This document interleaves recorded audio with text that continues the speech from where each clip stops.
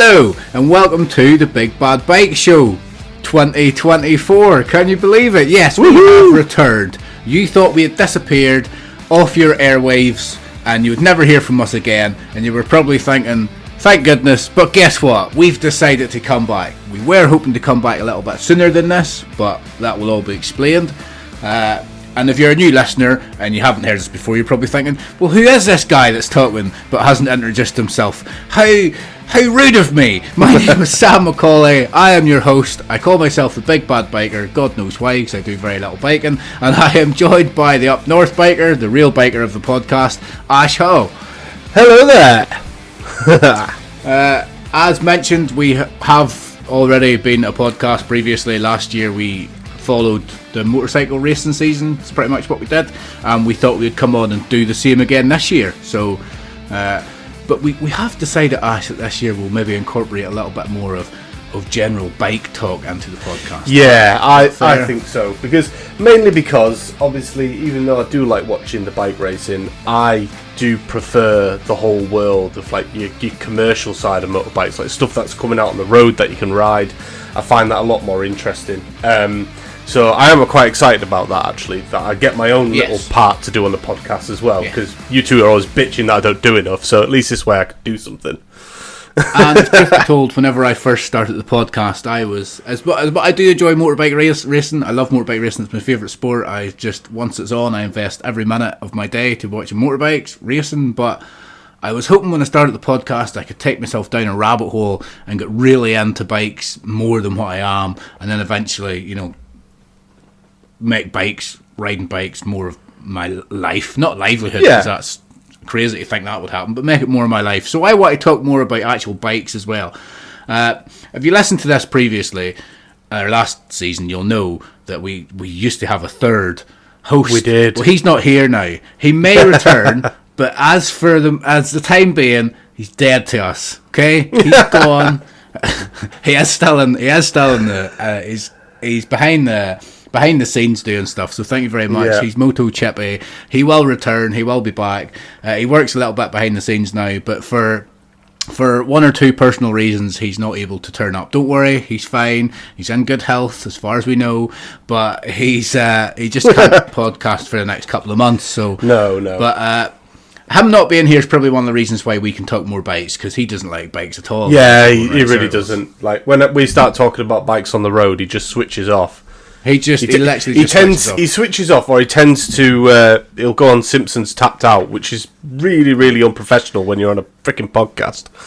So if you're listening to this again, if you're listening to us for the first time and you're thinking, who are we talking about, he will crop up in the show, because last year, I'm not going to go into it, but last year we did our predictions for this year. We should be doing it now, but for one reason or another we had to do it at the end of last year, and we recorded that last year, and it will be in this show, so it's going to be quite daunting, Ash, because you were saying just before we started recording. I cannot remember. I honestly, for the love of Christ, I cannot remember who I picked. I can't remember either, and the reason I can't remember is because I think I was drunk. Well, because it was just before Christmas, wasn't it? Yeah. Yeah, it was very close. I'm quite liberal. I'm quite liberal with the booze in the first place. So leading up to Christmas, I was even worse. But I feel fresh now because it's January. Like a lot of other people, I do a dry January, get myself nice and healthy, and really just so I can look my wife in the eye and argue that I'm not an alcoholic later on in the year when she's looking at me wondering why I drink so much. But I've been 28 days without a drink. I feel great for it. Well done. And I have no intention to start drinking next week in February. I think I'll probably go. My intention is to go to like St. Patrick's Day. I want to go well into March before I start drinking again. Wow.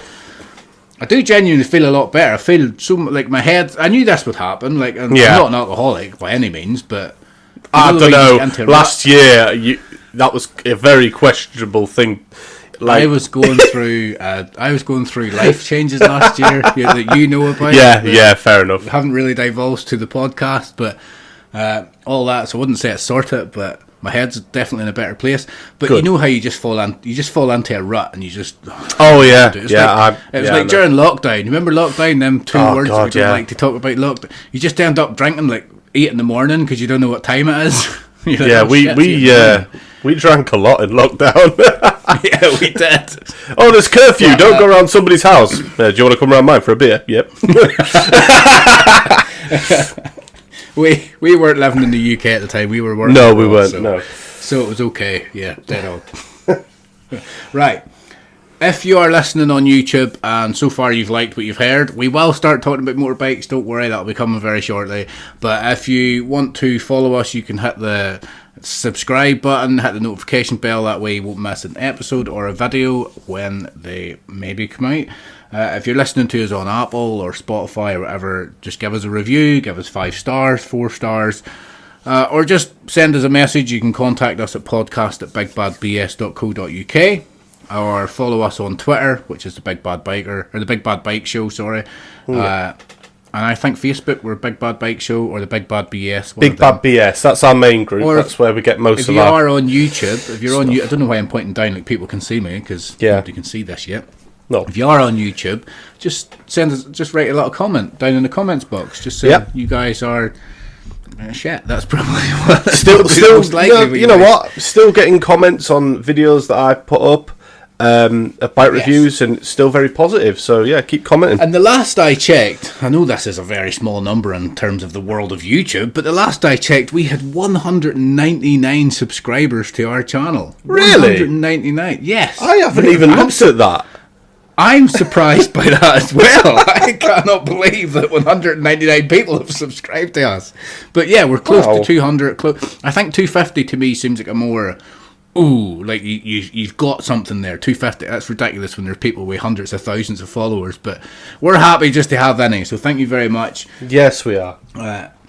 That's the little plug out the way, I suppose. Get that out the way, let people know how they can listen, follow, and just continue on with a little bit of a catch-up, mate. What did you do over Christmas period? This is our first podcast since we finished last year, so it's just a little bit of a roundup about what we did over Christmas, New Year. Yeah, Christmas, just went back home to see family, really. It was alright. To be honest, you know when you get that feeling, like when you go away for Christmas, and you're enjoying your time, but by the end of it, you're like, oh, I can't wait to go home. Can't wait. It's nice to see. It's nice to see family and everything, but it's just like, do you know what? Just my own space. Can walk around in my pants. Don't have to worry about it. It's brilliant. Yeah. So obviously, had Christmas away, which was nice. Come back to reality. And before Christmas, some of you may know if you've seen it on our Big Bad BS page, I decided to buy myself another motorbike. And I bought this motorbike to go alongside my GTR that I've already got, Kawasaki GTR 1400, and it is a Honda Rebel 250, and I got it for an absolute bargain. So I was just going to do a little bit of tidying up on it, but I've gotten a hell of a lot more in depth than that. I've taken the tank off, I've taken the side covers off, the mud guards. It's literally back to bare bones, and even though I am enjoying doing it, I can't wait for it to be finished at the same time. Yeah, I bet it takes up a lot of time. It really does. But if it's a labour of love, that's fine. Have you ever taken a bike apart? Have you ever taken a bike apart before? That seems funny to say, a bike apart. Have you ever taken a bike apart before? Not to this extent. Yeah. This is like... So, the only thing sat in it... the realms of unknown. The only thing sat in it at the moment is the engine. That is it. Are you not worried about you go too far and then you don't know what to do? Do you know what? As I've been working on it since it's been taken to pieces, I'm kind of worried I'm not going to know how to put it back together. But I have. Have you been? I have a rough idea. Have you been taking pictures? I haven't. I'll be fine. It'll be okay. I was. I've told you I want to take my 125 apart. Yeah. Whenever I get a bigger bike.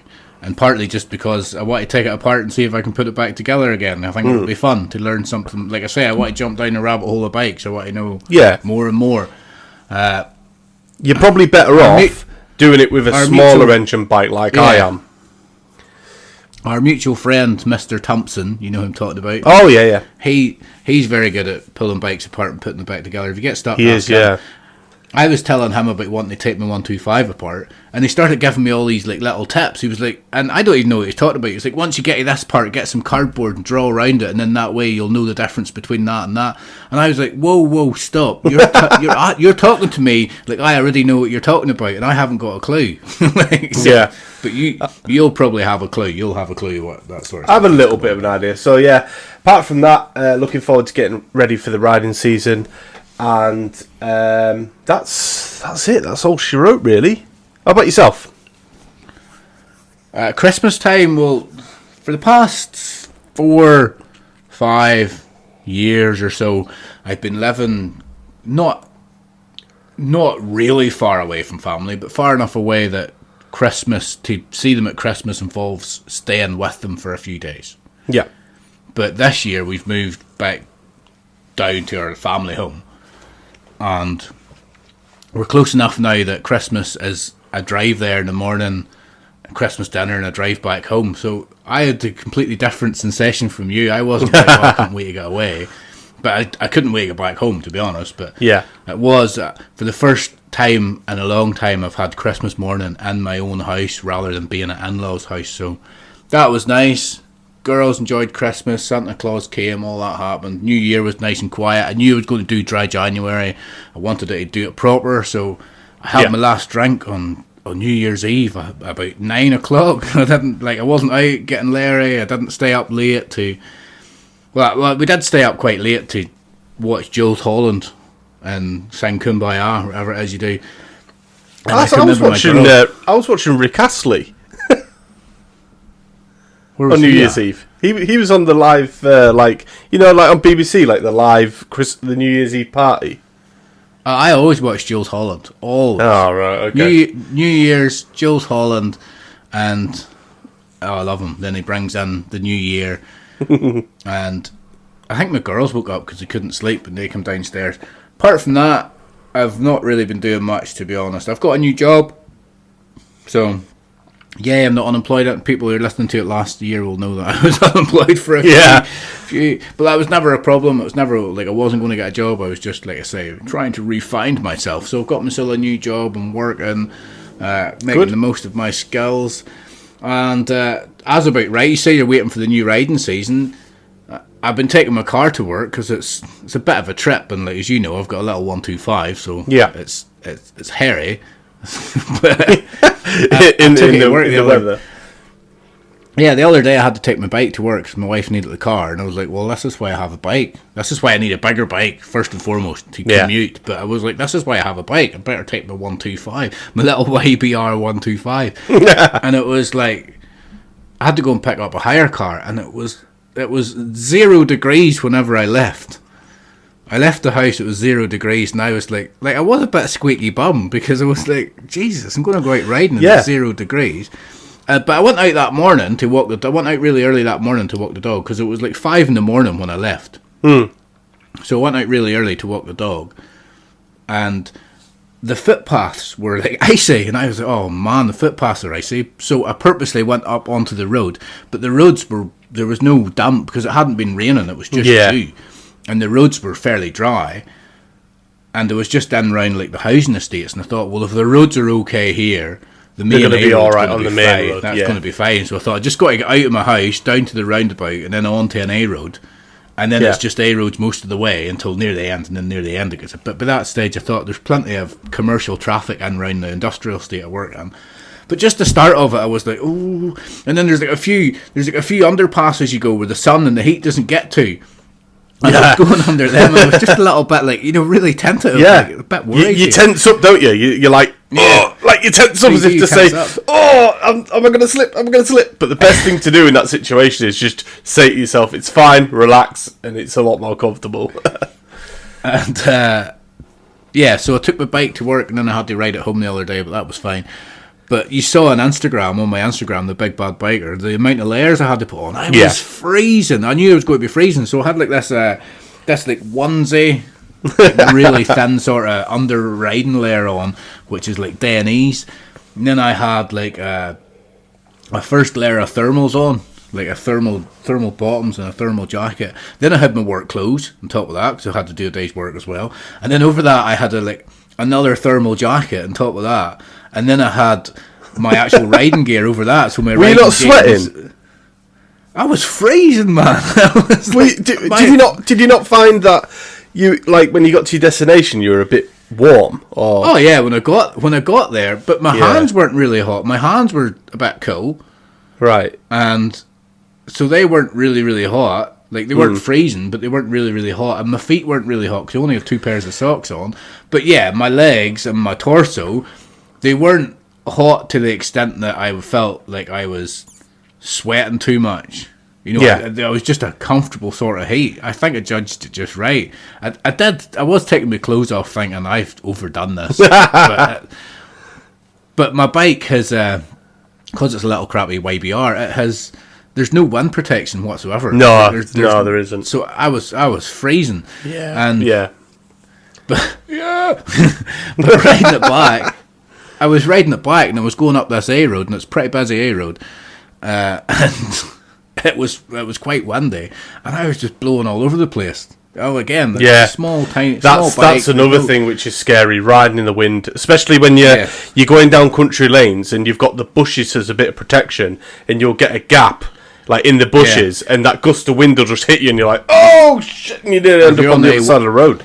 If you're on the A1 or something, like you're in a little 125, you're struggling to get 60 mile an hour out. What? You're on the A1, and then a truck goes by you, and you nearly go into the middle. Yeah, that's it. You get sucked into it. The YBR, when you started it up, did it start up first time?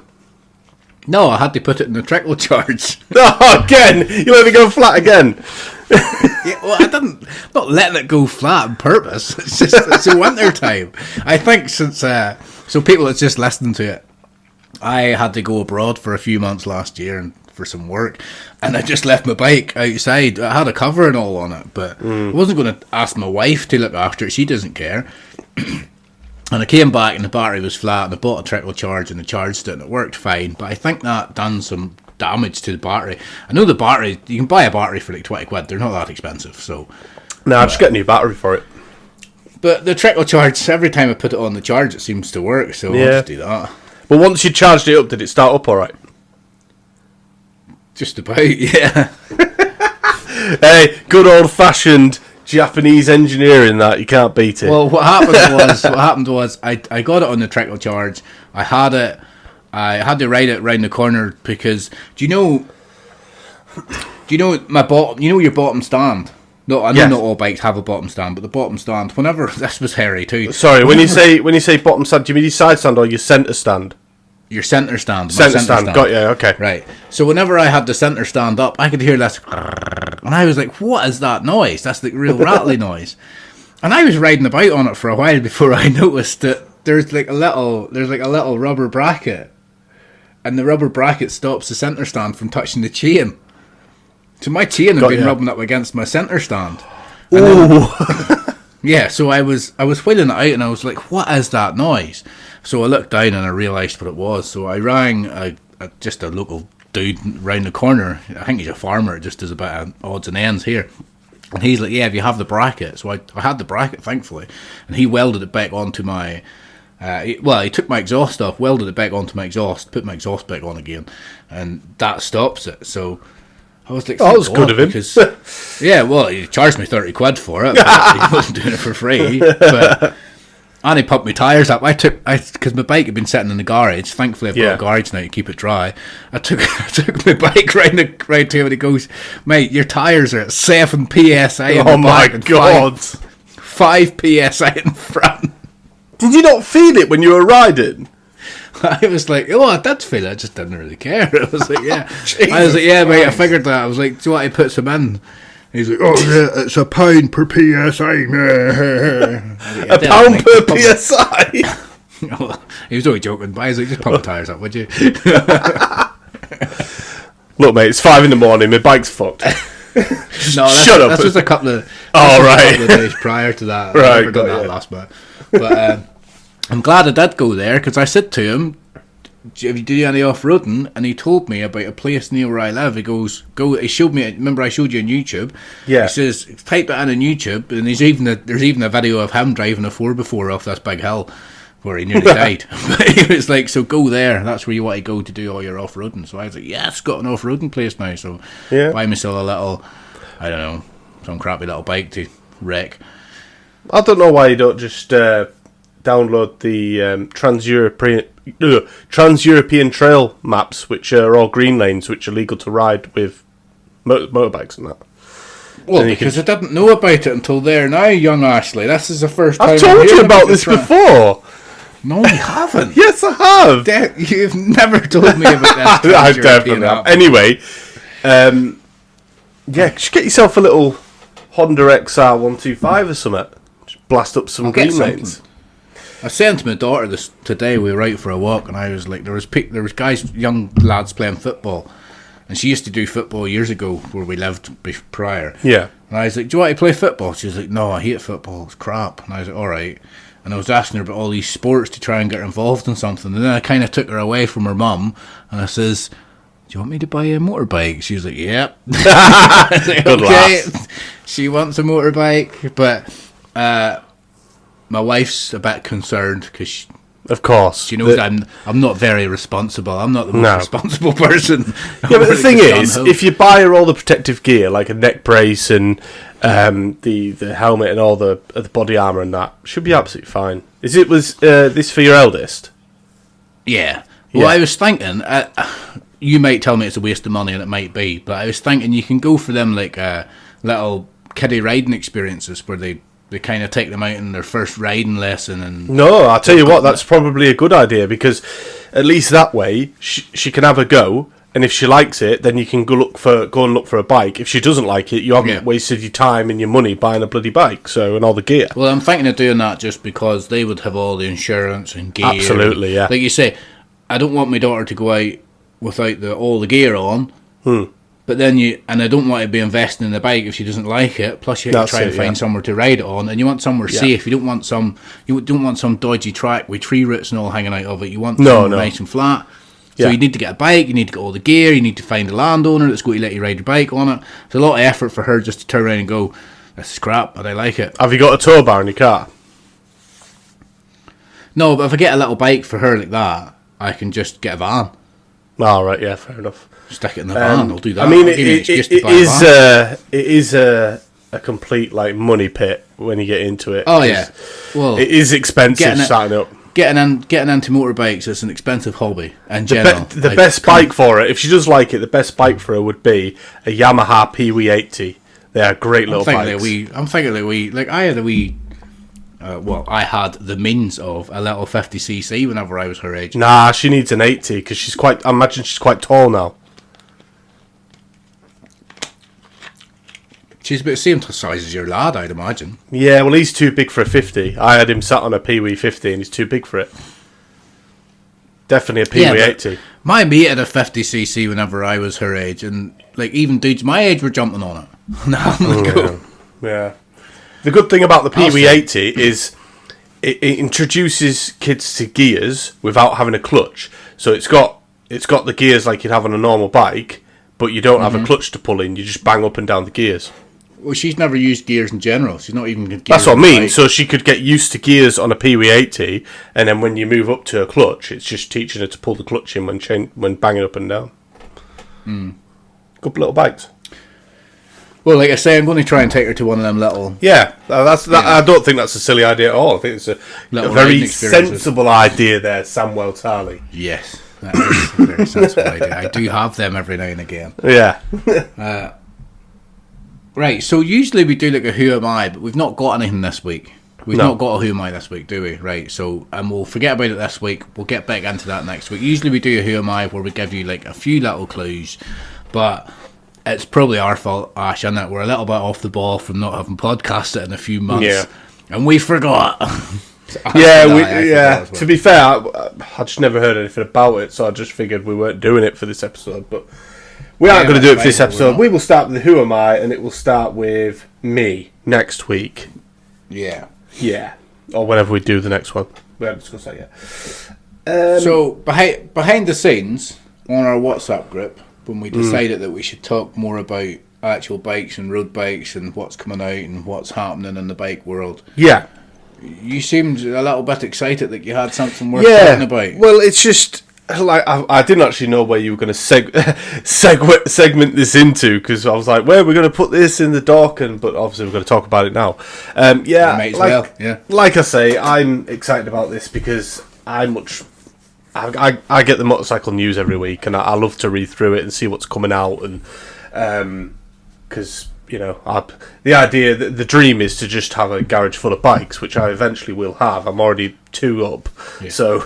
Yeah, but to have a garage full of bikes, you need a wallet full of money as well. Well, you do. I'm not saying you do need one, because you can have bikes that you can just sit there and you can tinker at them and not insure them and stuff. But it helps to have a wallet full of money. But of course it does. Yes. But the bike that caught my eye recently in the news was Kawasaki have made what's called. Everyone will know that they made the Kawasaki H2, which is a supercharged 1000cc bike, fastest production bike ever made. Well, now they've come out with the Kawasaki H2 hydrogen, and this is the first hydrogen-powered bike. They aren't sure yet. They know it. They know that it works. They've got big panniers on the back which holds all the hydrogen. They don't know the fuel economy of it yet. They don't know the max output, what speed it's going to get. But I think it's a good innovation and push forward into finding different fuel sources other than electric. Is there any footage or anything of it actually being? There isn't. It got unveiled at a bike show, and everyone was kind of like, "Wow, it's a hydrogen-powered bike." But they all that they've sort of come out and said is it is a prototype. And it does work, so that's your word for it now, that's as far as they've gone with it. I've delved into it, researched it, and that's basically what they've come up with. So they for some reason, whenever they say that, I imagine The Simpsons. I imagine like Professor Frank just trying to it really does work, trust me, it does. Can we see it working? No, it works, but just trust me on it definitely works. Yeah, I'd imagine it does work. But do you know what it reminded me of when I seen it? I mean, it is a big, bulky thing, especially with these hydrogen tanks on it. It's huge. It will be. And it reminded me of, if any of you have seen Captain America, the Marvel movie, basically Howard Stark decides to unveil a car, the first hovering car, and it starts off and it sort of lifts up and everyone's like, oh my god, it's a hovering car!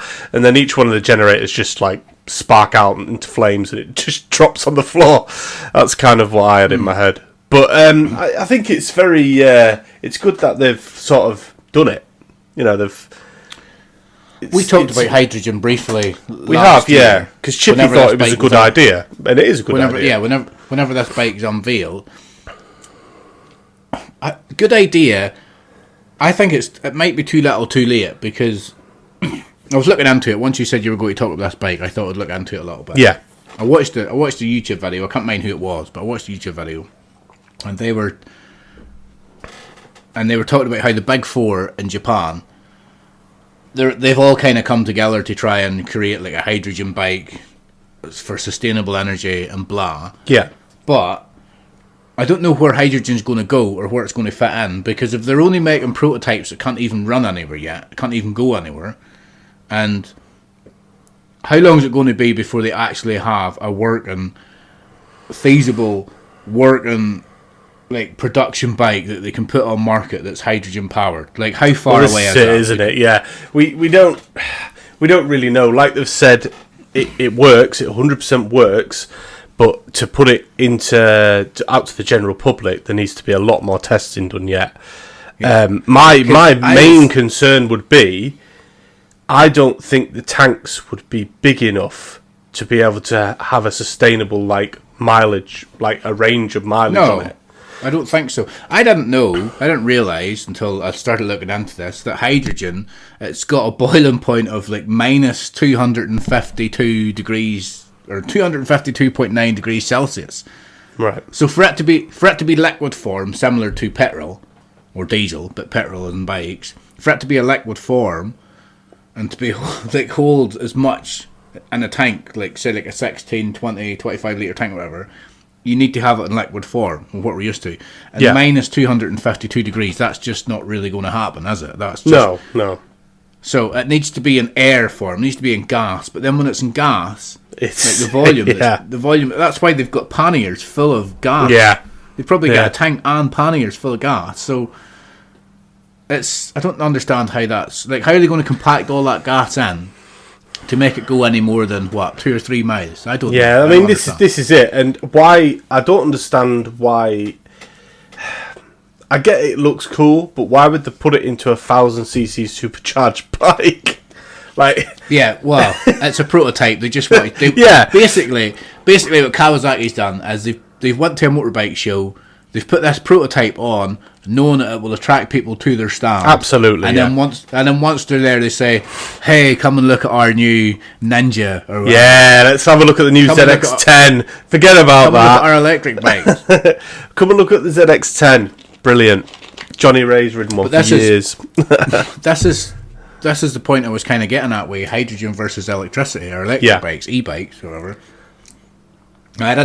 I'll admit I got this from another podcast, the Full Tank podcast, and I got it from them. They were talking about it, so that's where I got this nugget of information from, and then I looked it up for myself. So check them out, because they're a really good podcast. They informed me that Honda have recently made a dedication that they're going to bring out 10 new electric motorbikes. And by the end of 2030, they aim to sell 3.5 million electric bikes worldwide a year. That's their aim. Did they speak about what the price tag would be on them? Not the price tag, but from what I hear, from what I was listening to, because I read about it as well. I then went online and started to do some of my own research. But from what it says, I think most of them are going to be like small capacity engines. They're not going to be 1,000 cc's. I think most of them are going to be like 125s. And, sort of city bikes you would ride around the city on. And another thing I'm not sure is when they say bikes, I don't know if it means like moped bike or geared motorbike. I'm not sure. It just says they're going to launch 10 new bikes. They're electric bikes, and by 2030 they want their sales to be 3.5 million a year. Now the only point I'm saying that is because they're like Japan's number one, if not the world's number one bike seller, and if they're putting so much effort into electric bikes, and hydrogen is so far behind that they're still making prototypes. Yeah, that's true. Yeah. If hydrogen's going to take another 10 years to develop bikes, by that stage, electric bikes might already be all around the world, and then where does hydrogen fit in? Yeah. I mean, for me, when it comes down to electric bikes, and this is just my opinion, if I was to have an e-bike, like such as a mountain bike, then that's fair enough. But as for having a bike on the road that's electric, really doesn't interest me at all. Well, I think it's it doesn't really interest me either, but I think it's the same with cars. I think if you're a city commuter, like if you live in the city and you work in the city and you're not going far, like I read my 125 40-minute ride to get a bike the other day, to get to work the other day, and for a 125 that was too far. That's too far really, because it's not too far, you can do it, but I'm stuck on A roads and I'm on a small bike that's got about 10 horsepower or something stupid. If I was on a bigger bike, I could probably do it in 25 minutes on the motorway.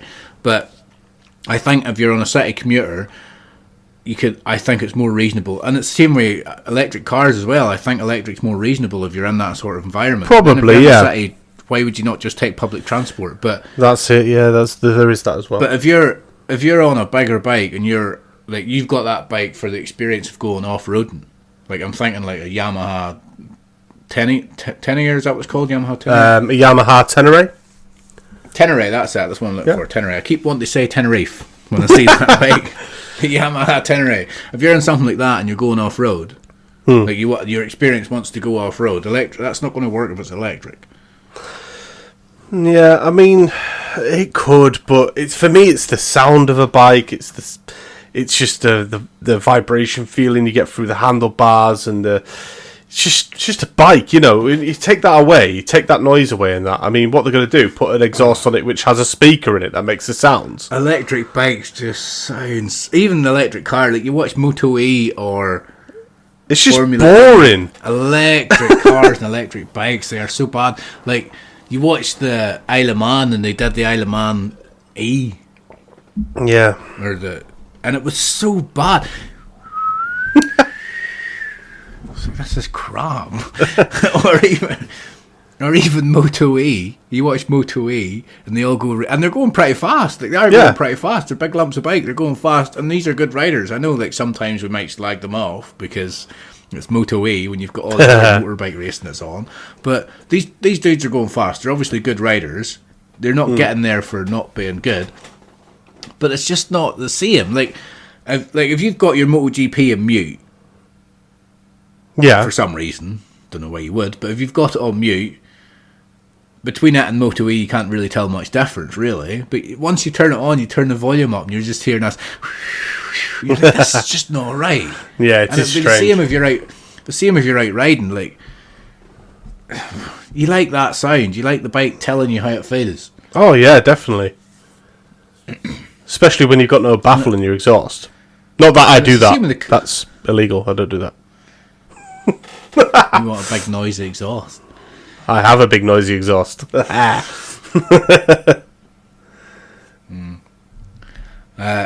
So do you think when electric bikes become the thing, they will somehow try and generate that noise?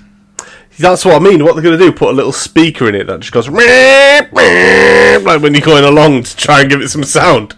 A bit like one of them kids' bikes. You'll have a little microphone. You'll have to make your own sound.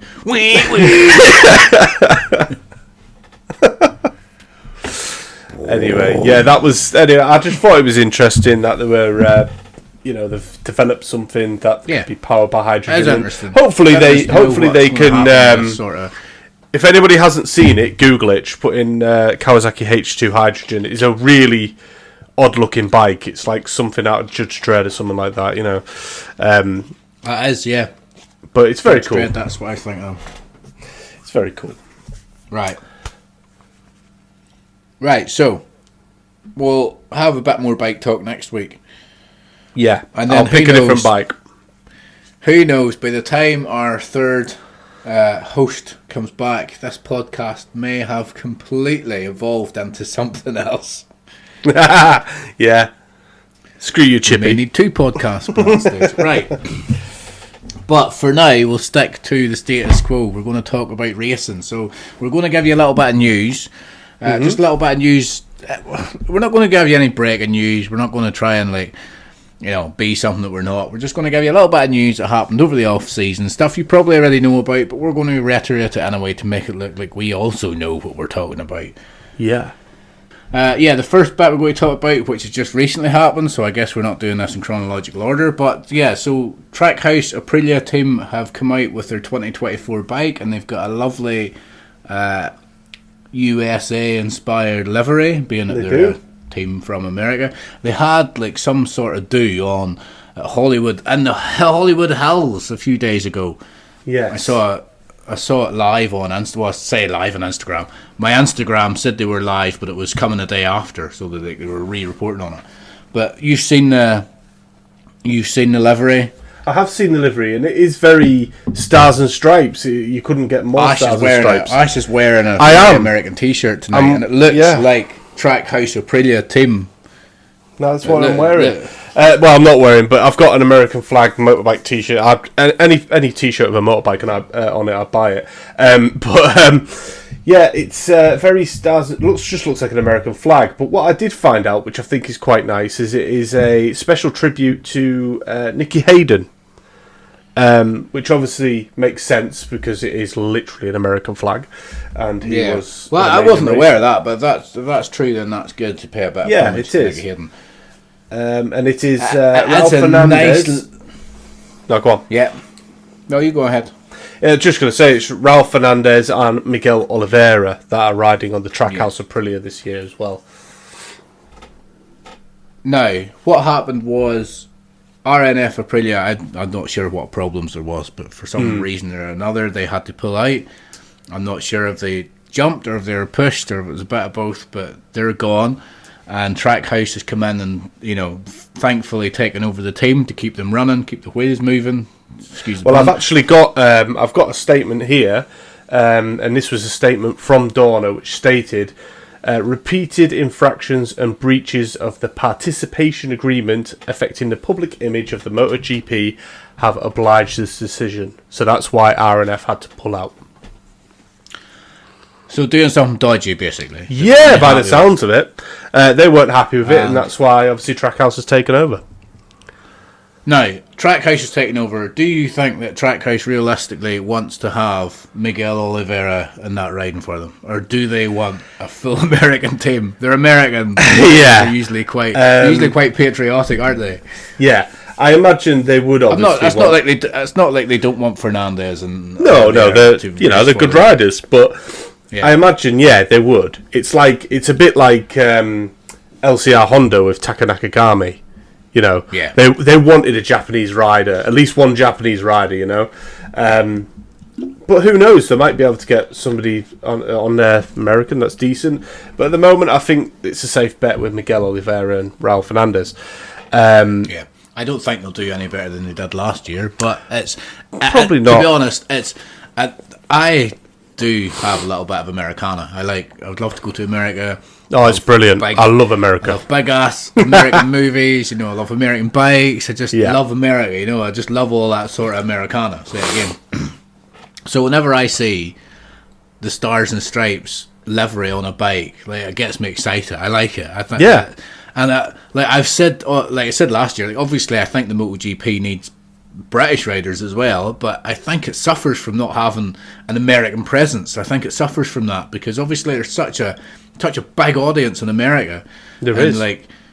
And how many times do they go to Spain now? They're going to Spain. Oh God, loads. And you take the size of America, they could go to America twice easily. They could go to America. They could, and we've discussed this on previous podcasts as well. We think. Yeah, so if you want to hear that, go back and listen to our 30 episodes, and you might hear. Yeah, and then you'll hear us talking about America. Right. Next on the news, Tom Birchall, who is the most successful sidecar passenger in history, has retired with his brother Ben. They've taken 14 TT race victories, and they've won every single race. They have. Last year, they won every single phenomenal. race they finished since 2000. So every single race they finished, because there's maybe one or two that they were did not finish on because they maybe crashed or had a mechanical, but every race they finished since 2013 they've won, apparently, according to my notes. Well, from 2013 there's only been 3 DNFs, so three not finishing. So they're pretty fucking good and pretty successful. Every other one they've won, and their fastest and the fastest lap record that they broke was 120.645 miles per hour. That's 2 people on basically a 3-wheeler. That's unbelievable. And, just before we go any further, young Ashley told me that he had done some race shirts before this podcast, and it looks like you actually have. Huh? I hope this keeps up. You set the bar now. This is a whole new Ash. This is a whole new Ash. You can't turn up next week and be like, don't know. Yeah. It depends. Well, they actually set the records, so they were the first ever for 117, 118, and 119 before they hit the 120. So, they were pretty good at what they did. Do you think sidecars can survive without such a flagship rider, though? Do you think were they kind of carrying it a little bit?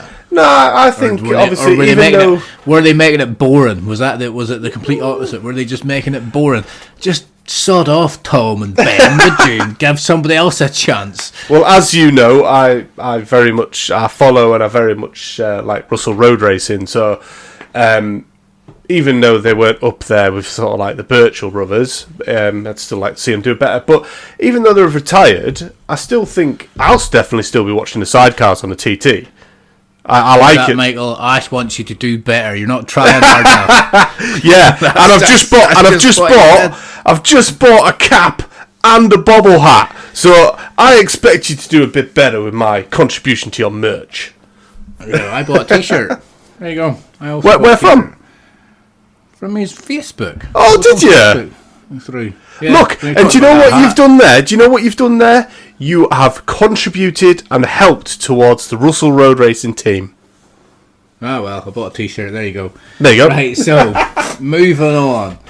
Paolo Giabatti is stepping away from the MotoGP to focus on Ducati's Moto X project. He is, and it's Ducati are entering a 450 prototype, which they obviously, it'll be their first year using it, and they're wanting to try and get into the motocross World Championship and the Supercross Championship in the next few years as well. So hopefully there isn't too many mechanical faults with it, and you know, Ducati being Ducati and how they are at the moment, they're absolutely dominating the track. So looks like they're wanting to dominate the off-road.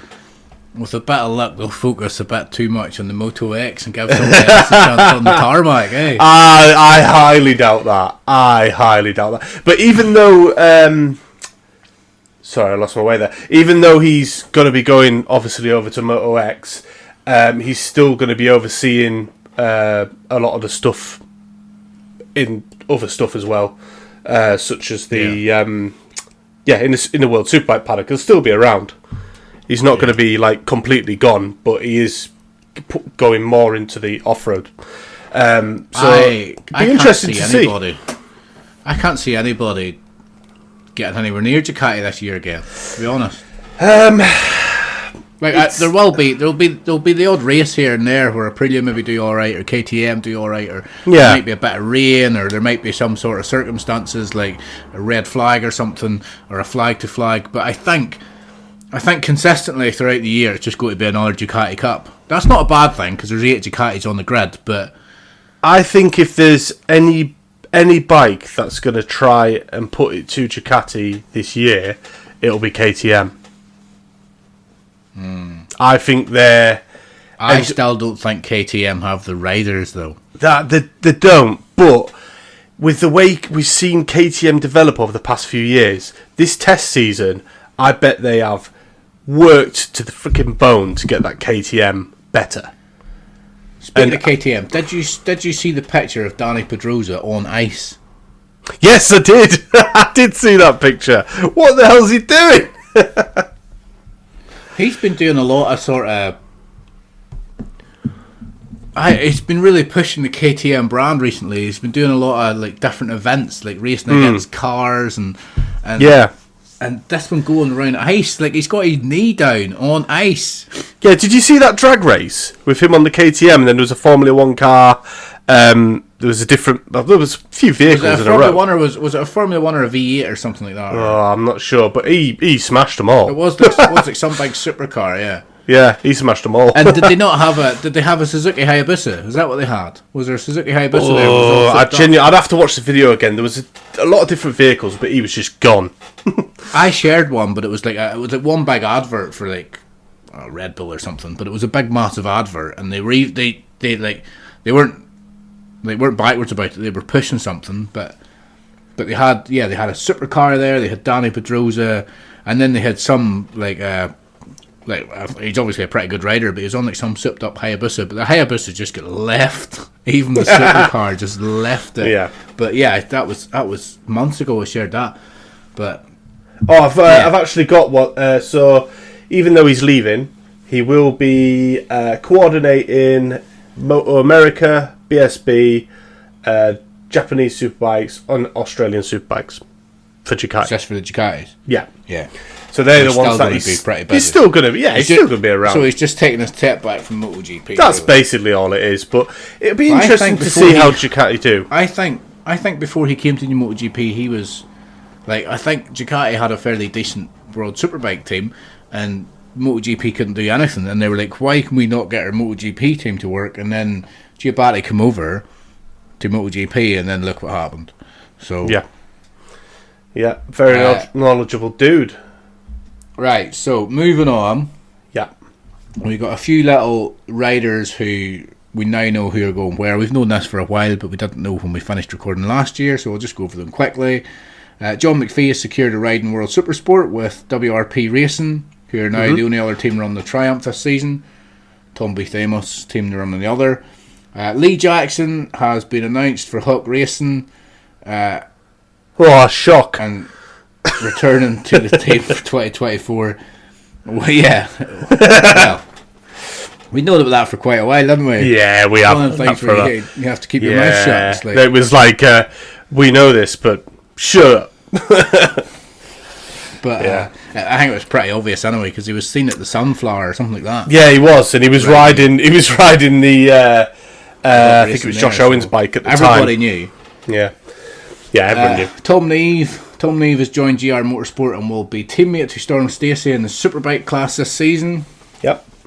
And lastly, Tom Taparis will be in Australian Superbikes in 2024. John McPhee on a Triumph. That's quite exciting.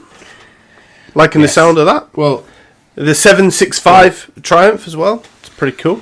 Well, to be honest, I would rather see him in another Triumph, i.e. a Moto 2, but there you go. You just have to stick to what he's got. I don't know if he can make it a Moto 2 or not, but I don't know. I don't know. I think he needs to... hopefully he has a better season than he did last season in Supersport. Now he's obviously with a different team, isn't it? Yeah, it's a different team with Triumph. Mm-hmm. So we'll see what he's... I mean, the thing is, we see it over and over again with John McPhee. He seems to start out all right, and then he just goes into crash mode. So... yeah, well, Moto 3, the thing I always gave him a Bible on Moto 3 was he was getting on a bit. Like, he was maybe he was maybe a bit slower to mature into riding, which a lot of British riders are, to be honest. I know they're trying to change that with the British Talent Cup and get young riders up and running quicker. Yeah. But he was getting on a bit in terms that he was like late 20s, and he was riding against teenagers. And a part of me thinks that John McPhee's mindset had moved on from Moto 3. Like... There was like you kind of have to dive at Moto 3. Almost, it's like pass or be pass sort of territory. So if you're not willing to do, like, inverted commas here, if you're not willing to do something stupid to try and get in front, then you're going to end up moving back. That's kind of how I feel Moto 3 is. It's that sort of racing where if you hesitate for a second, you're just going to get past and go back. Yeah, absolutely. And John McPhee's maybe just that sort of maturity where he's like, if I try that pass, I'm going to, I'm maybe going to knock him out, or I'm going to get in somebody's way. And I think he was maybe just a bit too mature for it. Maybe this is me giving him a bye ball. I always thought of you in Anti-Moto 2, where they're maybe slightly more grown up, and it's more about how you can ride the bike other than how you can disrupt other riders. But who knows? Who knows? Hopefully, I want him to do well. He got a podium last year. I know it was. Yeah, it was a conditions podium, but he got a podium last year. But that 765 Triumph engine, so it's a good engine. It's a good bike. So hopefully he'll do well. I want him to see him do well anyway. So we have seen some bikes on track this weekend because the World Superbikes have been testing at Jerez. Right. And, well, all the usual suspects were there, but it was good to see them all out in their new teams because Johnny Ray's is with Yamaha and Top Rat is with BMW. And Bulliga has moved up from Supersport to ride the Panigale, the Superbike. Yeah, alongside Batista, wouldn't it? Is that right? Yeah. Yeah. So the results from the test is... Well, I wasn't expecting too much from Bulliga, but he's come up top in the test, so he's like, both days he was the fastest. I think he got 1:38. I think he was pushing lap record pace at 1:38. And how was Johnny Ray on the Yamaha? Did you see any of them results? He was, if I get it correct, I think he was second fastest on day 2, perhaps. That's pretty good. That's definitely positive. Mm-hmm. And what about Top Rack? What about our boy? Yeah, I think he was up there as well. He was like third or fourth fastest. So, really? That's surprising. The usual suspects, the people you would expect to be fast, were fast. Apart from Bautista, but do you remember? He went to MotoGP and did really bad, and then he came out and he was like, "I've got an injury." And it's like, oh well, thanks for telling us that before the race started. So he's still suffering from his injury. So he says he's still in pain, and No, I don't know if it's just going to be testing or whether, because the first race in Australia starts in less than a month. Like, it's less than 31 days. I think it's like 28 days from now before the first race. So it's 4 weeks. So if he's still suffering, I don't know how he's going to feel in 4 weeks. I don't know if Batista's going to be up to fitness in 4 weeks. Who knows? But it's interesting that Toprak was getting some good times, though, on the BMW, because I thought he was going to struggle going there. Obviously, in race conditions, it's different, but I'm looking forward to seeing what Toprak does, because I honestly thought when it was like, oh, Toprak's going to BMW, I thought, right, he's just snuffed it now. He's screwed himself over. Yeah, I changed my mind in Toprak. Like, every day I got out of bed, I feel different. So, yeah. Like, I was the same. I first heard the news, I was like, I thought he'd thrown his dummy out the pram. Thrown his toys out the pram. Because of the MotoGP thing. He wanted to go to MotoGP, and a part of me thinks if he would have held his nerve, I honestly think if he would have held his nerve, I think Honda would have asked him to go to MotoGP. I think he could have got a contract with Honda, because they're both Red Bull. I think he could have got a contract with Honda once Marc Marquez was left. But obviously, didn't know that was going to happen, and he wanted to ride. I'm not saying he panicked, but he maybe jumped too soon. But so whenever I first heard he was going to BMW, I was like, no, what are you doing? You've potentially ruined your career. Like, it's still yet to be seen, because BMW is not exactly got the best reputation when it comes to championship winning bikes, does it? No. But as Toprak, he is phenomenal on a bike. What he was doing last year in the Yamaha, just to stay with Batista on the Ducati, like, he was riding the wheels off it. Literally read the wheels off it once and it blew up. So, but the more and more I see it, the more I think Toprak could be the rider that they need. Could be. Imagine Toprak went out and won the championship in the BMW. Like, is that a pipe dream? Is that silly to think that? Is it silly to say that? I think at this point it's silly to say that, but you never know, do you? You never know. What is there a hype train if he goes out and wins a race at all? Just if he just wins a race, is there a hype train? If he just wins a race in Australia, does the hype train start? Oh yeah, I mean, if he goes out the first round and he wins it, then yeah, the hype train is there. Definitely. What about if Balega goes out in his first race, because he's fast, he's on a Ducati, he knows how to win race, he knows how to manage a race. Like, I know there's going to be differences between the super sport and the super bike, but fundamentally it's the same. If he goes out and in Australia can win a race, is there a hype train then? That's big, that. It probably will be. I know Chippy won't be because he doesn't like him, but I believe so. Yeah, why not? I mean, it's his first season on the 1000cc bike, so why not? Yeah, hype train. I'm maybe getting ahead of myself here, but I think you are a little bit. Like, no, but going by how well he's been doing in testing, if he can go into the season and have a really good season, like if he can be fighting for top 3 in his first year in World Superbikes, I genuinely think we'll be talking about him going to MotoGP, at least Moto2. Yeah, but then you look at like, say, like Maverick Vinales. He always does quite well on qualifying, and he does really good. He does really well on practicing usually. And then when it comes to race day, he's naff. That's because Maverick Vinales can't pass people. He doesn't like racing with people. He doesn't like racing. He doesn't like being passed. He doesn't like passing people. Whereas Balega has proven he's a world. Well, I suppose Maverick Vinales was a world champion as well. Yeah, too, wasn't he? I mean, I think it's a bit early to get excited about Balega, but Balega, however you say. Well, I'm getting excited. Okay, all right. Excited. You get excited, yeah. So is it really only 4 weeks until we start the bikes? Well, earlier this week, I was looking at it and it was 31 days, so it's under 31 days. It's the 23rd of February it starts. That's come round fast. It feels like it's come round quick for me. 24, 26 days. Wow. That'll be less than 26 days whenever the podcast goes out, but it's 26 days. It's less than 4 weeks, and we're going to be watching motorbike races. That's gone. Usually it drags on to, like, sort of get into the bikes, but it's gone pretty quick, I think. Oh, we've had loads to do this winter, though. Yeah, that's true. I watched the snooker. Did you watch the snooker? I watched a bit of the snooker.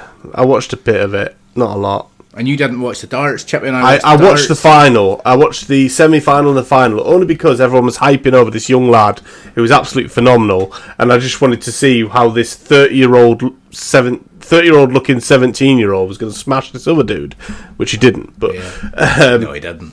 No. Moving on, carrying on, because we're going to start getting into freaking darts here, and we're a bike podcast. Lee Jackson obviously going to Hawk Racing. Great move for Lee Jackson, I think. He did really well last season on the Kawasaki Cheshire Mouldings. Yeah, Cheshire Mouldings Kawasaki it was. Got a couple of podiums. I think it would be good to have him there with Charlie Nesbitt. I think he'll definitely be able to share some of his knowledge. Do you think he's going to be like a title contender? Probably not this season because he's going onto a different bike. I know he has been with Hawk Racing before, but at that point I believe it was a Suzuki. It wasn't a Honda. So it'll be interesting to see how he does on the Honda. Speaking of British Superbikes, I know we're kind of all over the place, but we don't really have a plan. Speaking of British Superbikes, we still don't really know for certain where Glenn Irwin's going. We don't, and that's something, even though it's freaking silly season, let's talk about it, because we're on British Superbikes anyway, talking about Lee Jackson. This is what I've heard. Mm-hmm. Glenn Irwin has been offered a chance to go to Moto America, but he said, as much as that sounds good, he doesn't think he can do that because of his family. But that's understandable. He puts little American flags in a lot of his posts and stuff, because I think he's just trying to keep people on a bit of a string. I've also heard that there's a new team coming into BSB, but it's a new team. Legally, it's a new team, but really, it's just Paul Baird Motorsport under a new name because, obviously, sadly, Paul passed away, and his son and daughter, I think, is taking over. Mostly, his daughter is taking the face of it, Jordan Baird. So I think legally they've had to change the name of the bike, or change the name of the team. But because they had to change the name, I think that means that they maybe had to actually leave the British Superbikes and then come back into it. So the rumour I've heard is they're coming back in. They're going to be called PBM something else. Sorry, the name has escaped me. I didn't know it, but they're going to be called that. But they're only going to have one bike, and it'll be Glenn Irwin. So that's. Do you reckon they sort of said, because obviously Tommy Bridewell went over to Honda? Do you think that they sort of said to Glenn Irwin, right, this is what's happening, shut your mouth, and then you'll be able to ride the Ducati next year? Yeah, it's like when you say, let's pretend we're not going to a party so that the smelly guy doesn't go, but then once he goes to bed, we'll all go to the party. Yeah. I think that's kind of what was said behind closed doors, I reckon. I'm not sure. I don't know. It's plausible. It would be good. It would be brilliant. It would be brilliant to see it back. Bike, but you have to think that if they sat down, in an office and said, right, here's the deal, we have to do this. We have to step away from BSB and come back in as a new team. Money's going to be tight for this year for one reason or another. Maybe they can't get to all the assets or whatever. I don't know. I don't know the insides of the law when it comes to taking over from a deceased business owner, blah blah blah. Never mind being your dad, sympathy and all that. But did they sit down and go, so the deal is we may get the legalities done in time and get a team in BSB, but if we do, we're only going to have one bike. Do you think it was like, right, so what you two are going to do now is fight each other and see who gets the bike? Because you would think realistically you'd think you'd want the number one, wouldn't you? You would think you'd want the number one. The season, but even though he was be like, Glenn, Mr. Irwin, we're really sorry. We know you're a really good rider, but he didn't win last year, so we have to go with the champion. The thing is, even though Tommy Bridewell was champion, he was only champion by a cock hair. It was very, very close. By a what? By a cock hair. That's how close it was. A cock hair? Yeah, that's how close it was. Really thin. Like a big wrinkly one? Yeah. Have you never heard that before? No, I don't think I have. A cock hair. Yeah, when I was working with my dad as a carpenter, like obviously he'd like measure it at this like for then cut it, and then I'd give it to him, and then he'd try and put it in the cabinet, and he'd go, "Oh, just take a cock hair off that," and I know exactly what that is because it's just very very thin, just a sliver off. Yeah, just a sliver. But I think right. I think curly pube. even that's based on what Tommy Bridewell is. You said it, not me. Well, not there you me. go. I didn't say that, Tommy. That was I said that. I don't care. You were an New arse year, last year. New year, new start. New year, new start. Yeah, new start. But we voted you basically arsehole of the season last year. So yeah. Anyway, you can go back and listen to that if you want. Back you arsehole of the season. Pretty much. Anyway, it's all a bit of fun. It's all a bit of fun, Tommy. Yeah. Don't do anything to your sheep. I wouldn't do. Let's back to my point. Even though Tommy Bridewell won the championship and was number one, I think because of his attitude, they would prefer to have Glenn, and that's the only reason. Yes, he was the championship winner, but like you say, it was like, oh, you don't want that smelly guy at the party, so. I disagree with you, but I also think there's a bit of. They did sit them down and say, look, there's a possibility we might not have a team. Like that's a possibility because they've still not announced anything, not officially. They've not announced anything, and it's I think the season starts in April, and it must be getting to a stage where they need to know. Like BSB must be getting to a stage. Yeah, but they maybe already know. Like I'm not saying they don't. They maybe do already know, but my point is, they maybe said to them, look, this is what's happening, and maybe Tommy Bridewell's like, well, I can't take the risk. I'm the champion. I need to have a ride. Like you can't get to. If it gets to the end of the year and for some reason Glenn Irwin's like, oh, actually, you know what? I will have to go to Moto America because this isn't working out and it's taking too long. Tommy Bridewell can't really do that, can he? He's not like, unless he goes to World Superbikes. Well, he could maybe go to Moto America if he wanted. But hold on, are we talking about Glenn now or Tommy? No, I'm talking about Tommy Bridewell. Tommy Bridewell maybe felt like he was in the position where it's like, I need to secure a ride. Yeah, maybe, yeah. I am the champion. Like, imagine it got to the start of the season and it's like, well, why is Tommy Bridewell not riding? And it's like, because he didn't do his admin properly and get himself a ride. Yeah. But I mean, I reckon Glenn, even though if they did have that sit down with him and just say, do you know what, they maybe had to sit down with both of them and said, this is what's happening. And Tommy's, like you said, have gone, right, I need to go and secure a bike or I'm not riding next season. And Glenn's just thought, oh, I'll take the risk. And if it goes tits up, I can go to Moto America. So, if I was Glenn Irwin, if I hadn't heard something if I hadn't had pen to paper on a contract for PBM, if that is what they're going to do, I would be bricking myself right now. I just broke one of my daughter's little toys. Oh shit! What is it? Oh, it's a piece of crap. Oh, that's fine. Just buy a new one. But they do. But they do like it. Anyway, let's right. So here's a question. Go on. Glenn Irwin's on the PBM. It's going to be the same bike, basically, regardless if it's a new team and money, whatever. They're going to be in the same bike. There's chances are they're going to be the same team, same engineers, same mechanics, all that. Glenn Irwin's only one on the PBM Ducati. Is he favourite to win the championship? Absolutely. Yeah, because I think realistically last year, either one of them two could have won the championship comfortably if it hadn't been for the other one of them two getting in each other's way. Now Tommy Bridewell has gone to Honda, which I don't think he'll be anywhere near as good. I think Tommy Bridewell going to Honda is a bit like what we first thought whenever Top Rack went to BMW. Yes, like, exactly. Yeah, why have you done that? You utter tit. But I think if Glenn ends up on that Ducati, he will win this year. He will. There's no shadow of a doubt.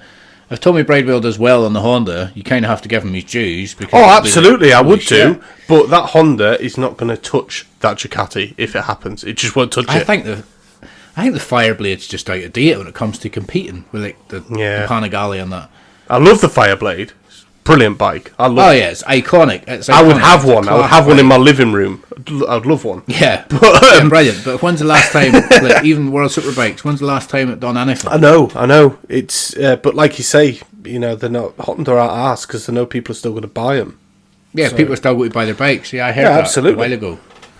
Honda's approach is, why do we need bikes that go fast in the track when people still buy our bikes for the road anyway? Because ultimately that's why they put bikes in the track. Absolutely. Why waste money on it when we're still making money hand over fist?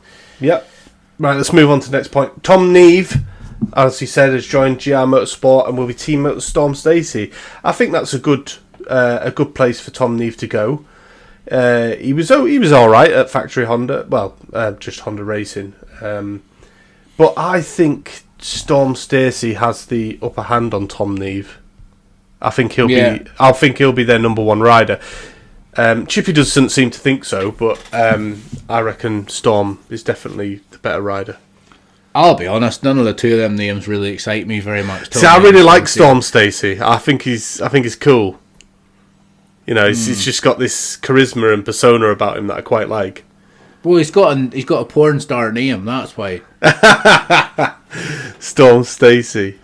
Like if you go onto X videos and type in MILF porn, and you saw a big lass with big fake tits, blonde hair, you know, and a designer vagina, and her name was Storm Stacey, you wouldn't think twice. You'd just be like, yeah. But the only reason you think that is because of Stormy Daniels. No, I don't know who Stormy Daniels is. She was the one that Donald Trump was knobbing. Did you not hear all about it? Well, I heard about the scandal. Yeah, that was whatever you call it, Stormy Daniels. I had no idea what her name was. All right, fair enough. But come on, Storm Stacey. If it doesn't sound like a porn star, it sounds like a WWE wrestler. Sounds like a WWE wrestler. Storm Stacey. Here he comes, weighing at 200 pounds. It's Storm Stacey. It sounds like a porn star again. Here he comes. Intro music. Yes, very memorable name. Yes, but in terms of either of them doing anything at the top end of the championship, which we all want to see. That's what we want to see. We want to see people going for the championship. Yeah, definitely. It doesn't really excite me. Well, yeah, I guess so. I think Lee Jackson will do better than both of them, even though he's gone onto a new bike. But we will see. We will see.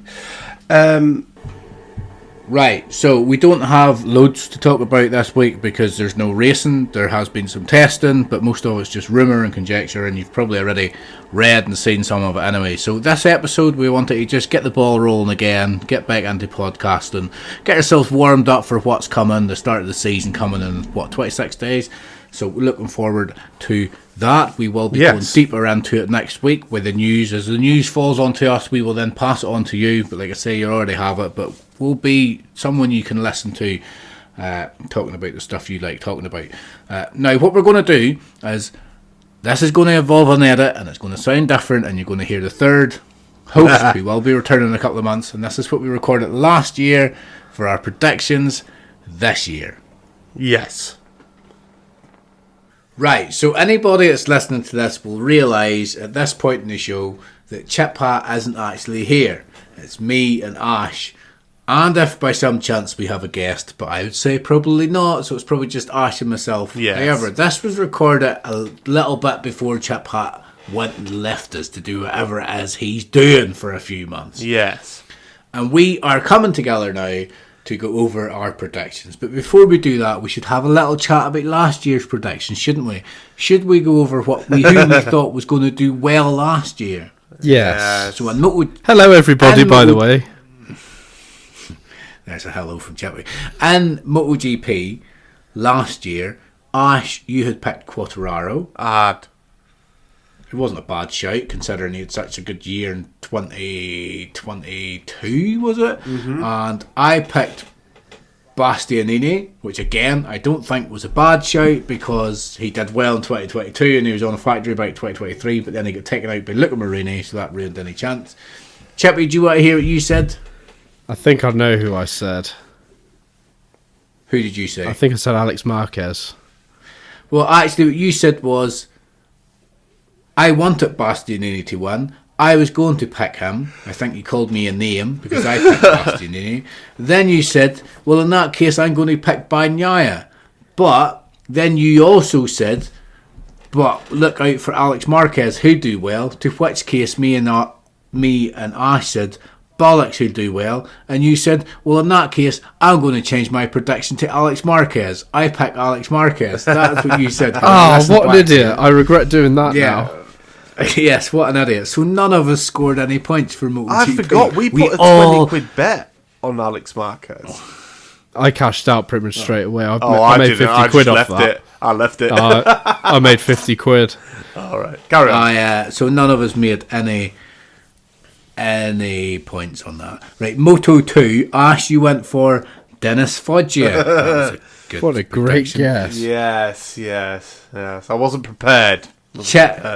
Chippy went for the Austin Powers Dr. Evil henchman of number 2, Aaron Canet. Yes. That was a pretty. And I must have got to pick first because I picked Pedro Costa. So yes, I got a point. Yay! I know more than you do. Ha ha ha ha ha ha. Right, Moto 3. I picked Dennis Onchu. Wrong. Chippy, you picked Rueda. Wrong. And somehow, some way, for some reason, it all got out of hand and you two started making bets. And Ash picked Anna Carrasco to win the championship. I did. And that's how the bet came along where Ash ended up having to give blood. Yeah. Which is a good thing. Give blood. We talked about it a lot last season. Yes. Give blood. Yes. Right, World Superbikes. Ash picked Johnny Ray. No points. I picked Danilo Petrucci. No points. I think I picked Petrucci because Chippy, you picked Bautista. Yes. Which was obvious. It was obvious. It was the obvious choice, but it was the correct choice. It was. He was obviously going to win. So that's one point each. And then for BSB, the format went out the window last year, right? We had a format and it all went out the window. We all just kind of picked Glenn Irwin. If you listen back to the episode the first episode last year, we all just kind of jumped on Glenn Irwin. And by this stage, because it was the first episode, I think we were all a bit nervous about talking shit. Whereas now we know it's fine. Yes. But to be fair, if you listen to the second episode, I then changed mine to Christian Idden, who did even worse. So I should have just did done even worse. And this whole but I changed it here doesn't count. Okay. This is rock solid. Whatever you pick now, this is your choice. There's none of this. Well, I'm going to change my mind next year. No. I can't even mind who I've picked for half of these. I am taking this one very seriously. Yes, me too. For anybody that's listening, we have just recorded an episode as we do this, and I am 4 beers in now, so I'm a little bit tipsy. Oh God! Okay, shock horror. Sam's getting drunk. Right, who are we going for first? What are we doing first? What championship are we doing first? We're doing the big one, MotoGP. Right, we've got the wheel of spin. Coming up. You remember this wheel of spin from our Rider of the Year show. Peter Hickman was our Rider of the Year. Well deserved. Right, so wheel of spin. Who's going to go first for MotoGP? Ah, bugger. Yes! Chippy, you go first. I am going for Marc Marquez. Oh my God, are you for real? Yes. Oh wow! And can I just say, glad you picked that. All these predictions, by the way, at the time of recording, we're assuming that they've not had any injuries over the winter, and there's nothing happened to any of the teams where they've left or anything like that. I'm surprised you picked that. I really wanted to go with him. Okay. What do you mean you're surprised, Ash? Because from the minute he went to Gracina Ducati, he's going to pick Marc Marquez. Marc Marquez on a Ducati. He's not going to win. The whole reason we started the wheel of spin was so one of us could get to pick first and pick Marc Marquez, just so he couldn't. Oh no, I wasn't doing that. All right, well I was, because I genuinely think he might win. Nah.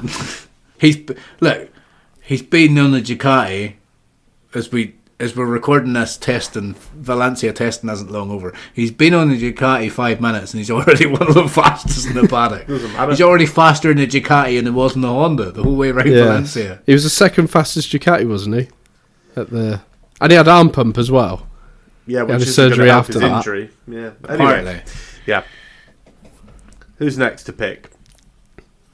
Well, it keeps coming up with Chippy. I've removed his name. Right, so between Sam and Ash. So happy. Oh, it's just Sam. It's just about Sam. Right. Please pick his rider. I think I know who Ash is going to go for. Right. Who do I... Let's go with one MotoGP. There's only really a couple of riders can win it. Well, obviously everybody can win it. But there's only really a couple of riders can win it. To be honest, I think I'm going to go for Pecco Bagnaia again. I know that seems an easy answer. No, I don't think that's a it good is. choice, and I'm glad you picked that because that wasn't my first. So I'll be honest. There's only really a few riders I feel is capable of winning it. Chances are we believe it's going to be a Ducati. Definitely. And I think about the riders on a Ducati. Now, one of the names I think could beat him is Marc Marquez. Marc Marquez is going to be phenomenal. In my opinion, he's going to be phenomenal. The only person, this is going to sound like cliche, but the only person that can beat Marc Marquez next year, I believe, is Marc Marquez. It's whether he can... Because he is prone to crash. And if he has... he's not the Marc Marquez he was. If he has a crash that hurts him, that's his season over, Chippy. Yeah. That's Yeah, I know it's more risky than it would have been in, say, 2015. Definitely. Yeah, so if it's not Marc Marquez, I think it'll be Bagnaia. And the reason I think that is because he's already won two now. He's won two now. So I think the pressure is completely off him. And I think Bagnaia, without any pressure, has the opportunity to elevate him to the stratosphere of the alien MotoGP style riders that we're used to from years ago. I think Bagnaia's got that in him. Okay. But I'm going for Bagnaia. Right, here you go. Oh, this is so stressful. Who you go for, Ash? I am going for Jorge Martin. And I'm going for him because I think he's just going to be pissed off that it got so close and he fucked it. And I think he's going to come back with a vengeance. And I think he's going to do really well again. He was my second choice. Yeah, I think he'd do well. I genuinely think he's gonna bring it next year. Who were your other choices for this? Did we pick three each? Because I picked three. Yeah, I picked three. So Pecco Bagnaia was one. Yeah. And the other was Marco Bezzecchi. I didn't pick Bagnaia. I went with Acosta for my third. Wow. A little outside bet. I went with Bagnaia, Marquez, and it was a you're going to think that's strange. I had a toss up between Gian Antonio or Bastianini because I think we overlooked Bastianini. I think we overlooked Bastianini this year or last year, 2023, because he was injured. And I honestly think Gian Antonio could come out and get with a point to prove, but.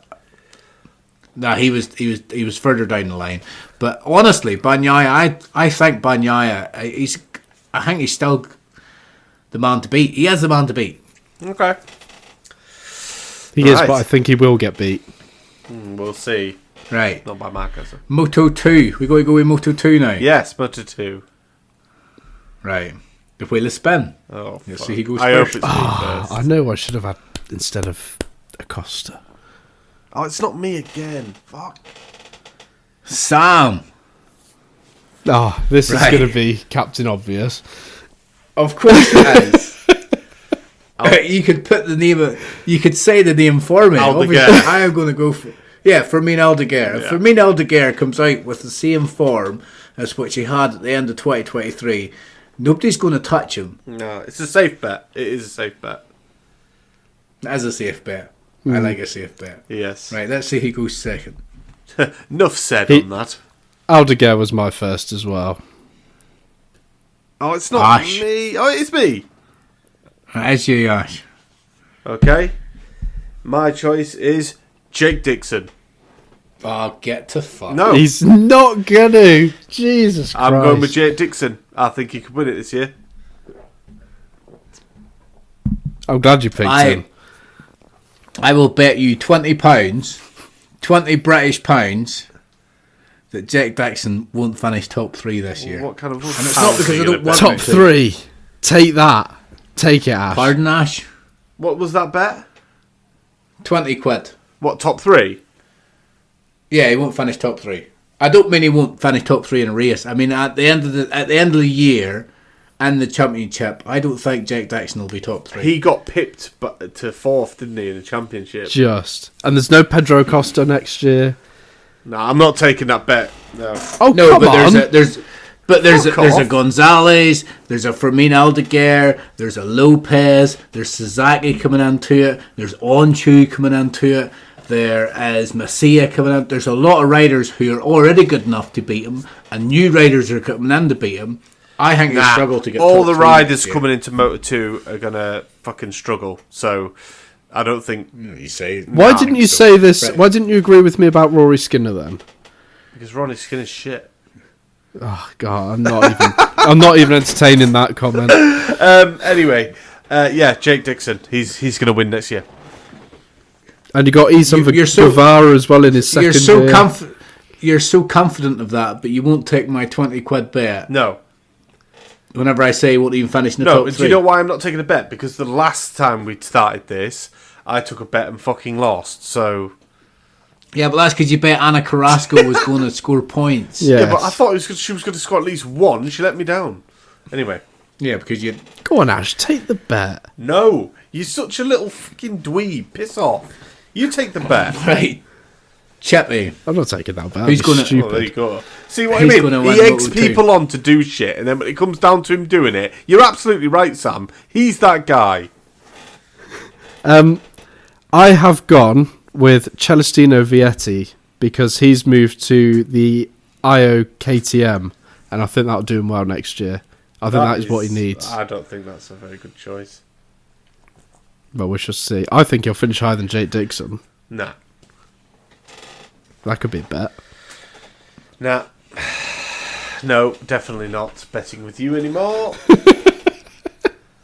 Ash thinks Jack Dixon's going to win, but he won't even bet 20 quid that Jack Dixon won't finish in the top 3. Because I also put 20 quid. Alex Marker's going to win on Chippy's fucking recommendation, and look how that got me. 20 quid down.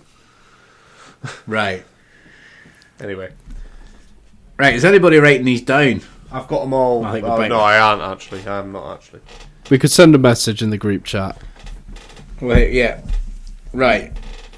Moto 3. Are we spinning again? Yes, we fucking are spinning. We are definitely spinning. We're not doing this by luck. Moto 3. It's better be me. Yes! Sash. Right. I'm going with David Alonso. Shock horror. Safe bet, innit? That's all I can say on that. I think he was everyone's first choice. Yes. Yes, of course he was. David Alonso for the win. Jump on the hype train. Doot, doot. Oh, me again. Right, I'll remove you, Ash. I don't think you'll have my second choice anyway, to be honest, Sam. I'll be very surprised. This game I win. Sam. Right, it's me. Moto 3. This is a bit of a shot in the dark, right? Joe Kelso. No. He can't see. No. I'm going to go with Joe Kelso's teammate, actually. I'm going to go with David Munoz. It's a good shout. He's a good rider. I think he's had a whole full year now where he could maybe have learned something. And I would like to see him win it. I would like. It's not even that I think he will. I would love to see him win it. He's a good rider.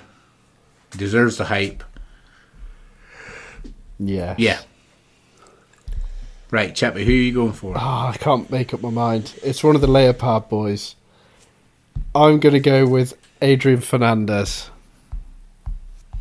Right. I'm surprised nobody Okay. picked Holgado. Or Colin Vire. Or Onshu. He's moved up. Onchu's Oh, of going to course he Moto has. 2. Yeah, of course he has. Colin Vire wasn't my list. I did think Colin Vire, but we'll see. We'll see. Right, what's next? World Superbikes? I kind of wish I'd have gone with him now. Yes. World Superbikes. The spinny spin. We've changed colours again. Chippy's red. Oh, that's just Sam. No, that's Ash. You're it's yellow. me. That's you. Oh, wow. Okay. Well, Yeah. I may surprise you with this. I am going to go for Johnny Ray. That was my first choice as well. No, that doesn't surprise me. That was my first choice too.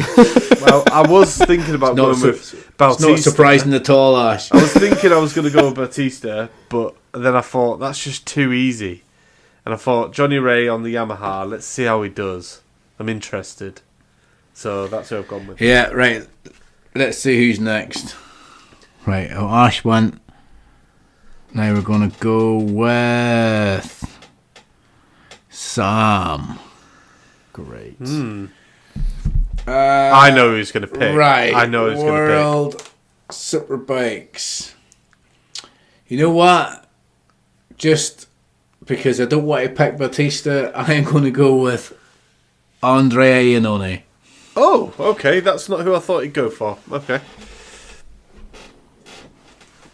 I'm going to go with... Well, what were you thinking? No, tell me. Let after. Let Chippy Right, on you say go, his Chippy. first. I know he's made a terrible decision, but I'm going to go with Top Rack. Ooh, I'm right. I think BMW will find something, and I think he will get the best out of that bike. I don't know. They might find something, but they're not going to Might. find enough to win the championship. No. Who I did thought, you think? Who I did you think I thought was you going were to going to pick? go with Sam Lowe's. No. Well, good shout, but I don't know. I just think Andrea Iannone. Why not? Yeah, why not? That's a good Batista's shout. probably where we want to roll with. Probably, yeah. Nobody picked Batista, but No. Just nobody right. That likes just him. leaves. BSB. Just leaves. He's not even dislikable. He's not even a dislikable person. He seems like such a nice guy, Batista. Yeah. Why does nobody like him? It's not I don't like him, it's just I want to see somebody else win. Yeah, but nobody said that whenever Johnny Ray was 1-6 in a row. I certainly didn't. I loved it. It was class. Yeah, but I want Top Rank to win. Anyway. BSB, spin that wheel. Right. I don't know who I want to win. Oh, I do. Please be me first. Please Oh, be your me team first. chat. Yes! It's going to be such when an you- obvious answer, this. I am going with Kyle Ride. Oh, of course you are. It was between So that. predictable. It was. Do you want me to Right, tell you? don't tell us No, anymore. okay, all right. No, Kyle postmortems Ride for after. is a brilliant rider. He came so close to messing it up for obviously Tommy and Glenn last year in the final round. He's always pretty solid on his performances, and he rides that Yamaha really well. So, yeah, there you go. Right. Kyle Ride. I know who Chippy's going to pick. Chippy, it's you.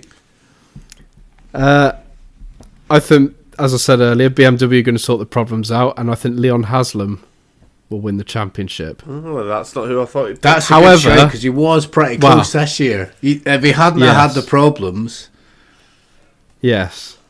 But there is going to be a bit of a caveat to that, but I'll let you have your prediction next and then come back to me, because he hasn't been announced that he's riding next year yet. So just in case he Yeah. doesn't, I need a backup one. So well, you've picked Leon Haslam, so Yeah, that's it. Yes, but if he doesn't race, Well, if he that's hasn't your got a problem team then, for isn't next it? year, well, not really, no. right. Pick someone who's a guaranteed Right, rider well- then. Well, no, because Right. if he does race, then he will win. Right, my prediction, because he's been knocking on the door for a couple of years now, and I think he's pretty close. I don't know what bike he's going to be on exactly, but I think you'd be hard pressed to look past Glenn Irwin. So he's my prediction. That's probably shock. Oh, Sam's Yeah. picked Glenn Irwin. What a I shock! can't see that at all. I can. No. The only thing is, we still don't know who's going to be on the PBM bikes. If there might not be anybody on them. No, There might not be.